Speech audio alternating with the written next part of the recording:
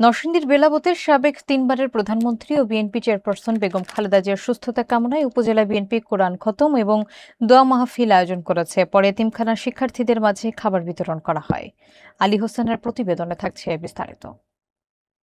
নরসিংদীর বেলাবতের সাবেক তিনবারের প্রধানমন্ত্রী ও বিএনপি চেয়ারপারসন বেগম খালেদা জিয়ার সুস্থতা কামনায় উপজেলা বিএনপি ও অঙ্গ সংগঠনের উদ্যোগে কোরআন খতম দোয়া মাহফিল এবং এতিম শিক্ষার্থীদের মাঝে খাবার বিতরণ অনুষ্ঠিত হয়েছে।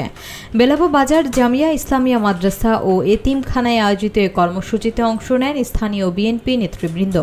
আয়োজকদের পক্ষ থেকে জানানো হয়, রাজধানীর এভারকেয়ার হাসপাতালে চিকিৎসাধীন খালেদা জিয়ার দ্রুত সুস্থতা কামনায় সকালে কোরআন খতম শেষে মাদ্রাসার অধ্যক্ষ মাদ্রাসার প্রধান দোয়া পরিচালনা করেন। তিনি দোয়ার সময় দেশ ও জাতির কল্যাণ কামনাও করেন বলে অতিথিরা জানিয়েছেন।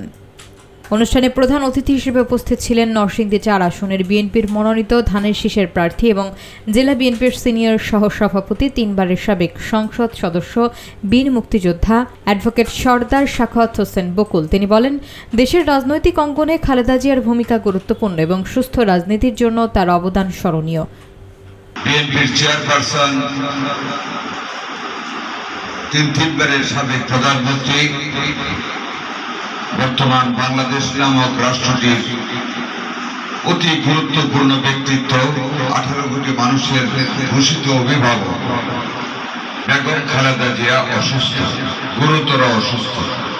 মন্ত্রীর জন্য আজকে এখানে এই নিষ্পাপ শিশুদের সাথে আমরা হাত তুলে তোমাদের সাথে আল্লাহর কাছে বেগম খালেদা জিয়ার সুস্থতা কামনা করে দোয়া করার লক্ষ্যে আজকের এই অনুষ্ঠান আয়োজন করা হয়েছে এবং এর অঙ্গ সংগঠনের সকল সম্মানিত নেতৃবৃন্দ, সাংবাদিক, আসসালামু আলাইকুম ওয়া রাহমাতুল্লাহি ওয়া বারাকাতুহু। সারা বাংলাদেশ ব্যাপী দুস্থ তোমরা শিশুরা কোরআন এবং হাদিসের আলোকে তোমরা নিষ্পাপ। আল্লাহ তোমাদেরকে পছন্দ করে। নবীজির পরে পরকালে একমাত্র তোমরাই পারবে কাউকে বেহেশতে নিয়ে যাইতে, মাতা পিতা, পরিবারের বাড়িতে।